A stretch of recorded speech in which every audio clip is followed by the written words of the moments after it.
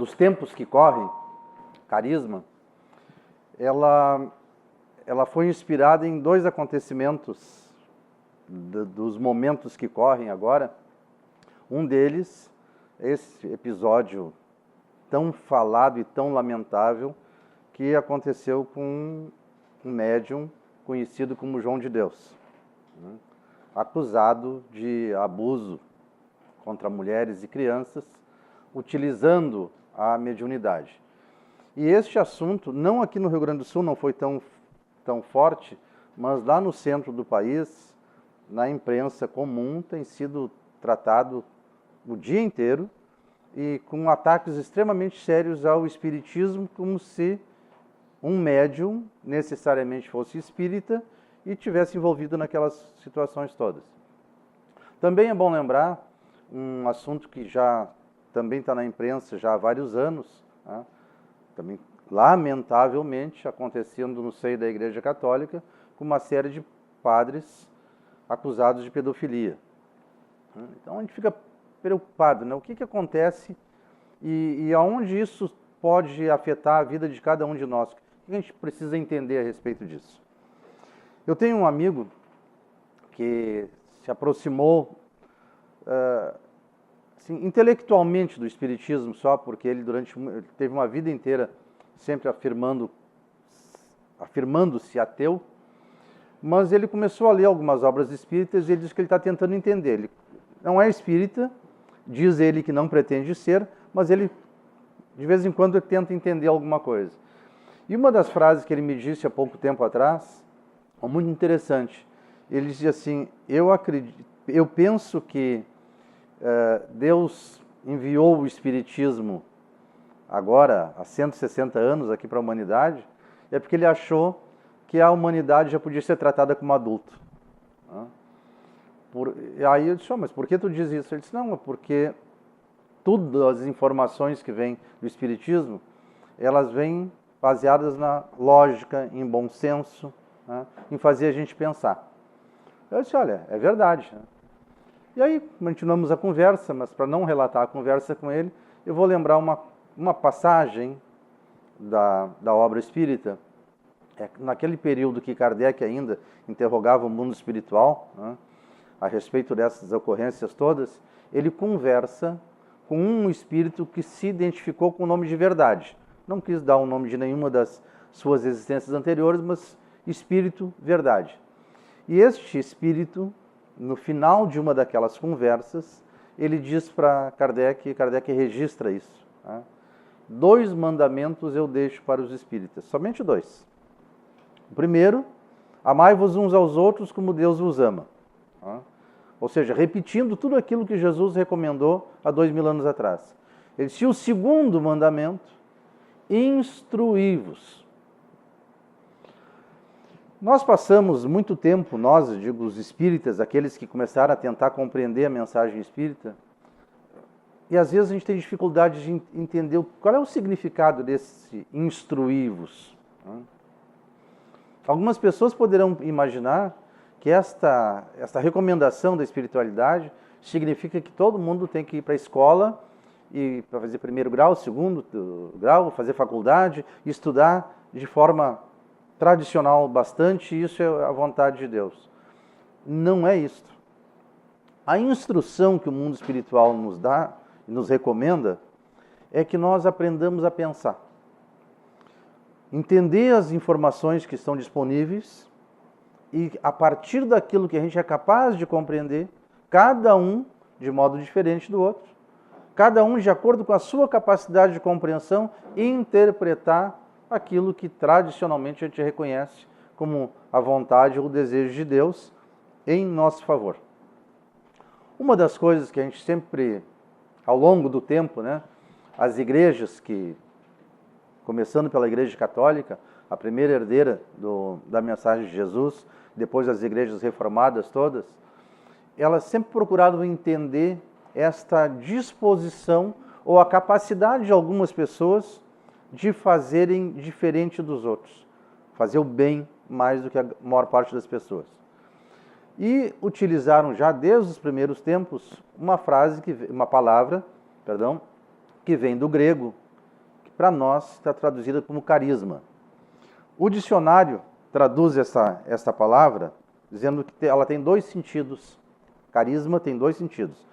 Sobre a teologia, o aspecto assim, da religiosidade, carisma seria o dom extraordinário, olhem só, extraordinário e divino, concedido a um crente, a um que acredita, ou a um grupo de pessoas que acreditam, mas para o bem da comunidade. Então seria uma graça concedida pela espiritualidade para alguém ou para algumas pessoas, de tal modo que essas pessoas utilizem essas graças para o bem dos outros. Sob o aspecto da sociologia, que é a ciência, tem uma outra acepção, a palavra carisma. É a autoridade ou a fascinação irresistível que pode ser exercida sobre um grupo de pessoas. Supostamente essa fascinação vinda de poderes espirituais. E aí nós já podemos começar a lembrar, né, de quanta gente com estas qualidades definidas assim como carismas dominaram tantas pessoas ao longo do tempo, para o bem ou para o mal. Para o bem, nós temos exemplos, os grandes santos das igrejas todas, aquelas pessoas que fizeram, que deram sinais e atitudes ao longo da nossa história que simplesmente sempre elevaram as pessoas. Gandhi nos últimos tempos, Chico Xavier, Divaldo Franco no meio espírita no nosso Brasil de agora, Buda no seu tempo, Maomé ao fundar a religião muçulmana, para não falar de Cristo, que o grande carismático, né, da nossa história toda. Mas também não podemos esquecer que houveram uma série de pessoas, de indivíduos, né, que utilizando da política e de carismas pessoais que tinham, fizeram desgraças enormes na humanidade, né? Nós temos Stalin, Hitler, Mussolini, Marx, né? E tantos outros que próximos e distantes que nem vale a pena falar, né? Mas todos eles tinham essa habilidade de encantar as pessoas e neste encantamento distorcer a vida de todos. Bem, mais ainda, no Novo Testamento, este Novo Testamento utilizado pelas igrejas cristãs, define lá como carisma esses dons do Espírito Santo que chegam para algumas pessoas.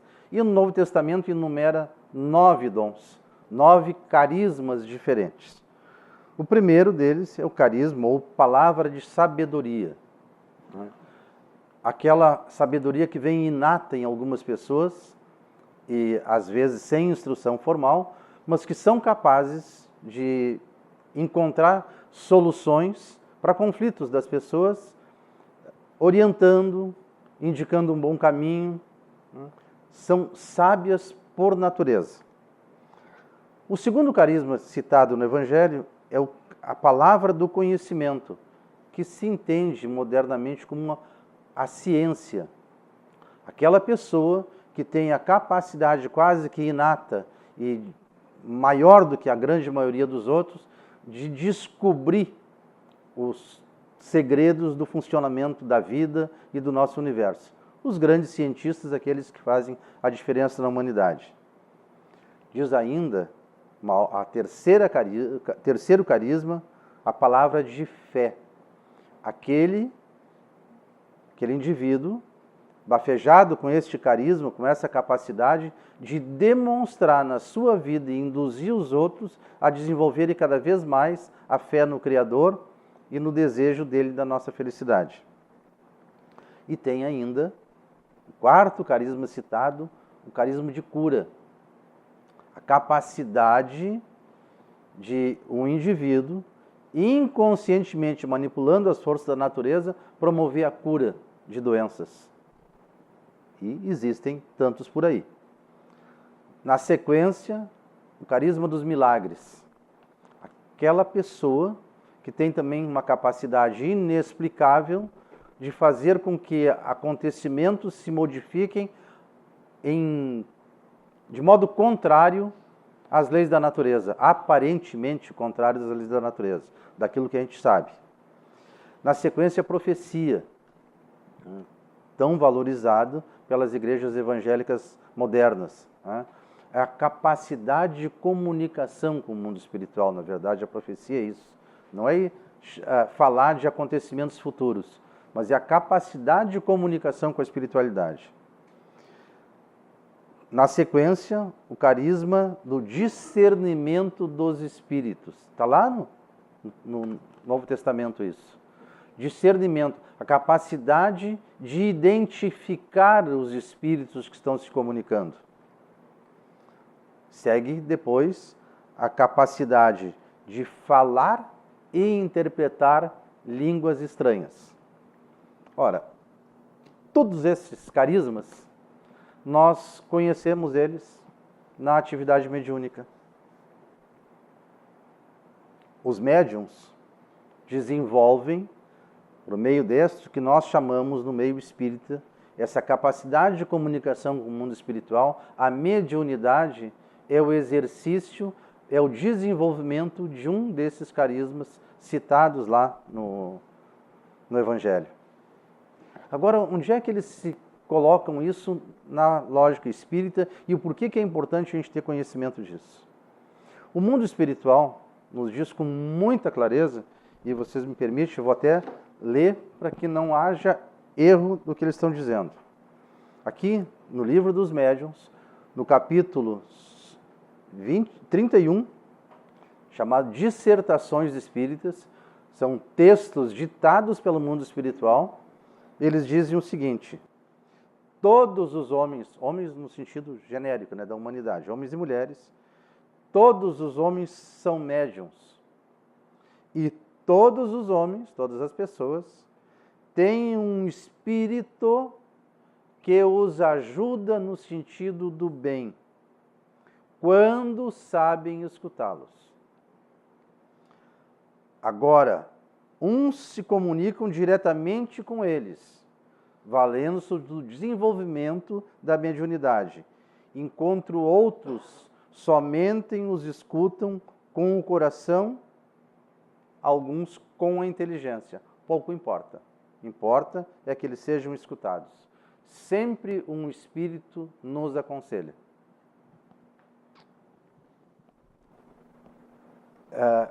Inúmeras vezes, quem tem o hábito de frequentar essa casa, inúmeras vezes vai lembrar que foi chamada a atenção de que o médium, aqueles trabalhadores desta casa, que exerce uma mediunidade mais ostensiva, que participando dos trabalhos mediúnicos, conseguem com mais facilidade este contato com o mundo espiritual, recebem informações, capazes de transmitir informações a eles. Os médiuns que trabalham no serviço de passe, que é uma outra forma de mediunidade e de transmissão de energias psíquicas e físicas para as pessoas. Aqueles que atendem no atendimento fraterno, que conseguem ouvir as angústias do próximo e eventualmente indicar um caminho. Enfim, todos aqueles que fazem qualquer tipo de trabalho nessa casa, ajudando no estudo, ajudando na organização desta casa, todos são médiuns. Cada um de vocês que vem aqui para ouvir uma explanação que nem essa, para tomar uma informação, para adquirir um livro, para tomar um contato qualquer que seja com a casa espírita, também é médium. Só que, como nós todos temos a fisionomia diferente um do outro aqui, somos médiuns nessa mesma condição. Diferentes. Não significando essa diferença que seja pior nem melhor. É assim. Nós somos diferentes porque somos cada um de nós um espírito criado a um tempo diferente e que ao longo das encarnações foi desenvolvendo experiências diferentes. Somente isso. alguns de nós, nas suas encarnações passadas, por diversas razões, se aproximaram mais da espiritualidade. Com isto, conseguiram alguns dos carismas mais fortes. Outros, por diversas razões, estão deixando ainda isso um pouco mais distante. Mas todos, sem exceção, chegaremos na mesma condição, com a capacidade plena de comunicação com a espiritualidade. Esses 9 carismas citados lá no Novo Testamento, todos eles, quando utilizados para o bem da comunidade, para o bem da humanidade, todos eles são ações mediúnicas de várias formas que têm por objetivo único e exclusivo ajudar o próximo, contribuir com a felicidade da maioria das pessoas. Por que é importante citar isso e relembrar constantemente essa situação? Gente, a doutrina espírita, ela não existe por si só. Ela não promete milagres na vida de ninguém. Ela não é garantia por si só de felicidade, de acesso a um paraíso mítico qualquer. Ela é um chamamento para cada um de nós para se tornar, nas palavras deste meu amigo que eu citei lá no início, se tornar adulto. Pegar a vida com as suas próprias mãos. Todos nós, cada um de nós, tem qualidades. Evidentemente que temos defeitos também. Afinal de contas, estamos ainda neste meio, ainda necessitando de diversas encarnações para chegar num estágio moralmente mais evoluído. Mas é inegável que cada um de nós tem uma quantidade enorme de qualidades. O que falta, talvez, para que nós possamos acelerar um pouquinho mais essa nossa trajetória de evolução e alcançar a felicidade mais rápido, é, quem sabe, a gente escolher algumas dessas qualidades que nós temos e, nesta encarnação, fazer um esforço especial para desenvolvê-la. Eu lembro que Jason de Camargo, presidente da nossa Federação Espírita do Rio Grande do Sul, autor de 2 livros belíssimos, que é a Educação dos Sentimentos, ele falando aqui nesta casa, numa ocasião, ele contou a história de um sujeito, ele chamou um Zezinho, que conversava muito com Cristo na hora das suas orações e, num determinado momento da vida, ele diz que ele faz um contrato, uma combinação com Jesus, com quem ele conversava nos momentos de recolhimento. E ele disse que ele chegou à conclusão que ele tinha cometido uma série de erros na atual encarnação, mas para a próxima encarnação ele queria a ajuda de Jesus para desenvolver uma única qualidade, que era a bondade, a capacidade de se doar um pouco para os outros.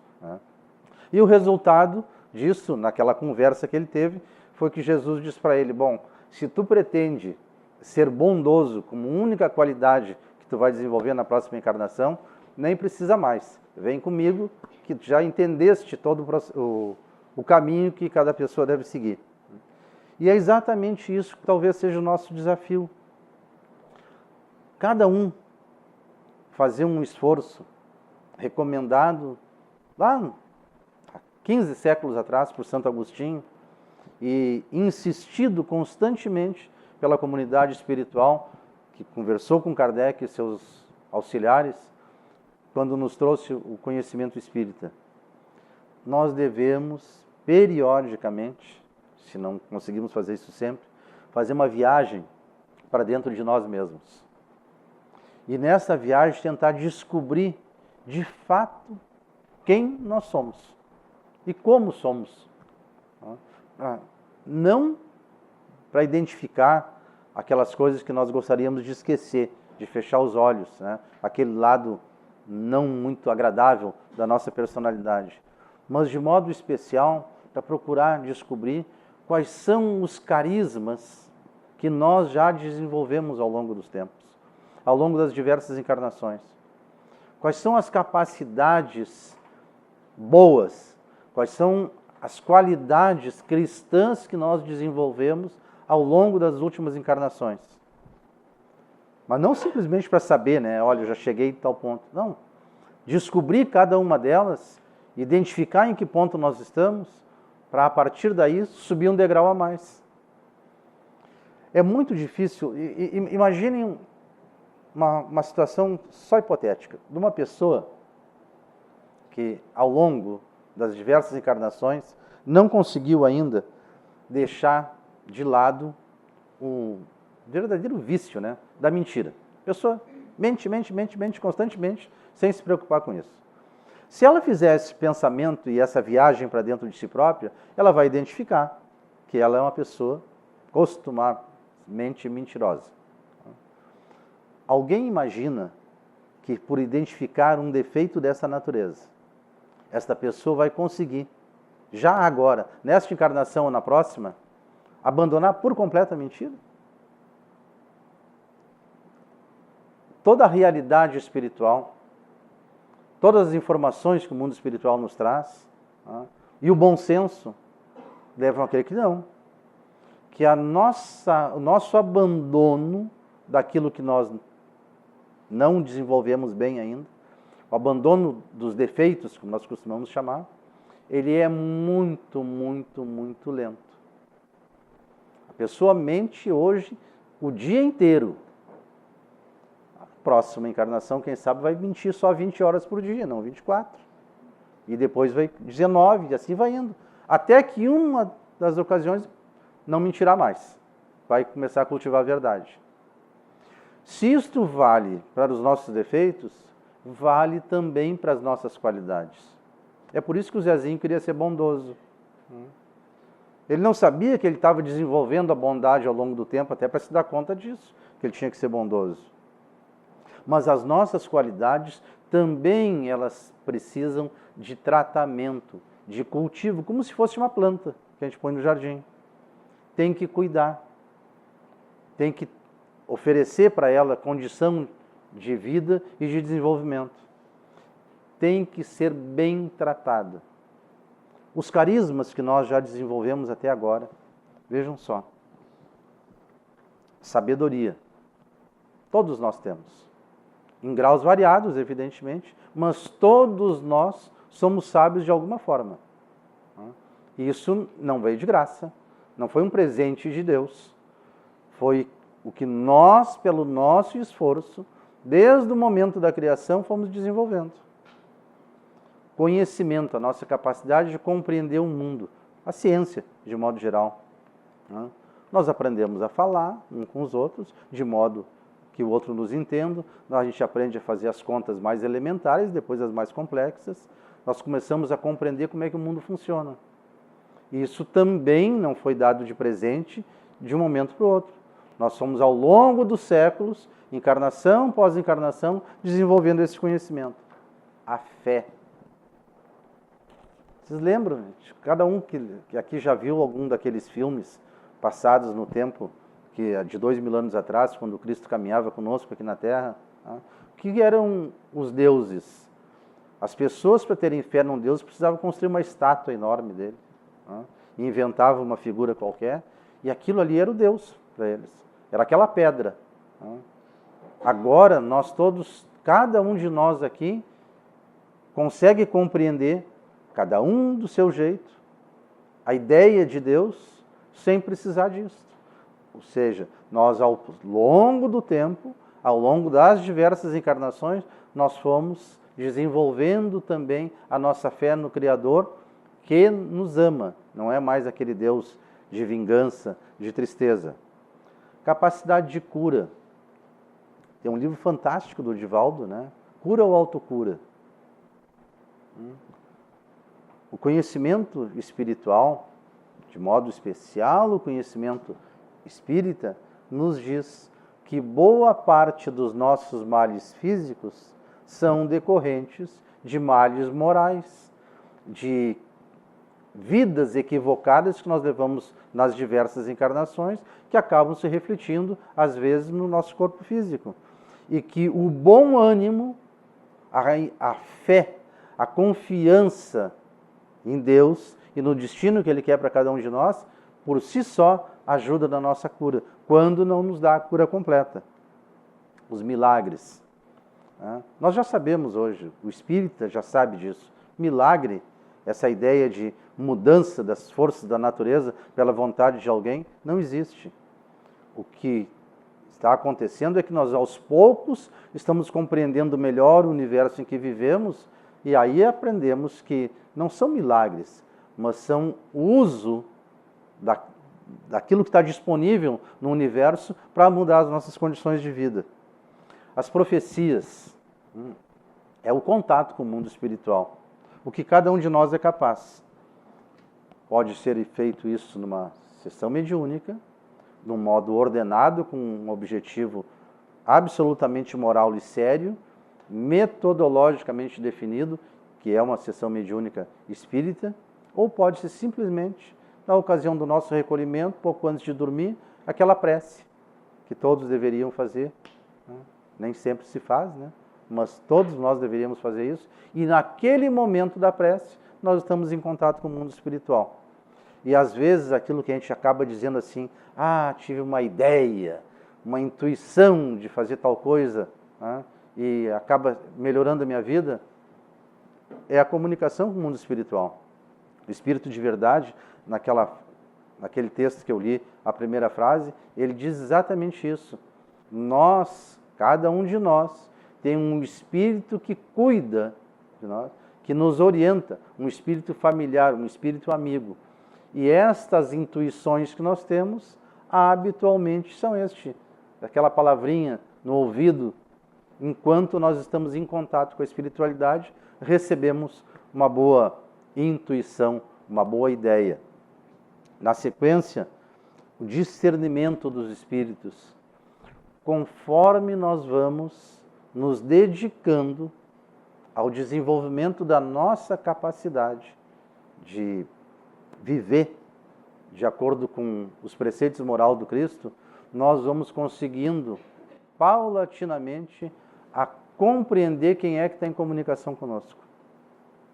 Porque entre receber duas intuições destas, uma moralmente sustentada, boa, que vai favorecer o próprio indivíduo e a comunidade, e aquelas outras que são exclusivamente materialistas, que vão eventualmente prejudicar o outro, mas beneficiar aquele indivíduo, a gente acaba discernindo. Não, tal ideia, tal intuição, tal comunicação espiritual, esta é boa. Esta vai fazer o bem para mim e para aqueles que me cercam. Isto vem de um bom espírito. Aquela que simplesmente sustenta a sexualidade baixa, os valores puramente materiais, os interesses materiais, deixando de lado a espiritualidade, este não é de um amiguinho que está me dizendo. Este é alguém que quer brincar comigo, que é debochado, que eu não quer o meu progresso. E aos poucos, muito lentamente, a gente vai aprendendo a deixar de lado. Ou seja, fazendo isso, nós estamos exercendo, cada um, a seu modo, do seu jeito, com a sua capacidade atual, que não será sempre a mesma, ela vai crescer, nós vamos exercendo os nossos carismas. De tal sorte que um dia, e a humanidade é feita da soma de todos nós, um dia, e esperemos que seja bem rapidamente, não teremos mais notícias dessas capacidades carismáticas que as pessoas têm, utilizadas para o mal. E vamos só ter boas notícias. Mas essas boas notícias dependem exclusivamente de cada um de nós. O maior mérito, não maior, mas que eu posso pensar agora, do Espiritismo e do trabalho missionário dessas quantidade enorme de companheiros na espiritualidade e encarnados que fazem esse trabalho de divulgação e de entendimento dessas orientações cristãs e espíritas, é essa capacidade que nos dá de, com a nossa inteligência, decidirmos o que queremos da nossa vida. Começar por conta própria a agir.